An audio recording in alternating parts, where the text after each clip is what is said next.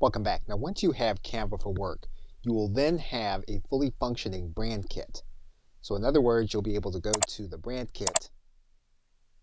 Once you open up the brand kit, you'll be able to add in more than 2 colors. Without Canva for Work, you can only add 2 colors to your color palette. So if you have other colors, you can add those colors here in this area.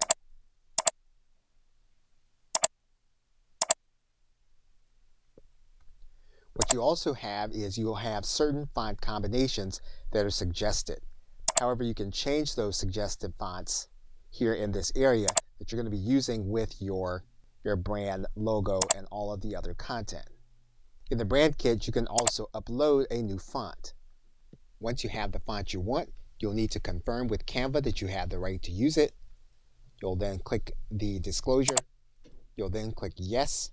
And then the font will then be uploaded to your brand kit. And you'll have access to it here. You'll also have access to your logo. So you'll be able to go to your hard drive and pull your logo into your brand kit. Once you have the brand kit, it will belong to your entire team. For example, if you were to create a design, you would then click on the form that you want to use.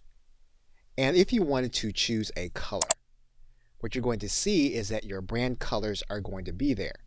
And the same is going to be true for your entire team. Now, when you are editing your design, if you want to use a logo, all you'll need to do is to go inside of your folder. And what you'll notice is that you have your logos available to you here in your folder. And these are the logos from your brand kit. All you need to do is to click in and you'll be able to add those logos to your image. And when you're working with font in a design, what you can do is you can open up the design and you're going to open up your font. And what you'll notice is that you have your brand fonts here as well as your uploaded fonts. So if you want to change a font to one of your brand fonts, you can do that inside of your menu if you have Canva for Work.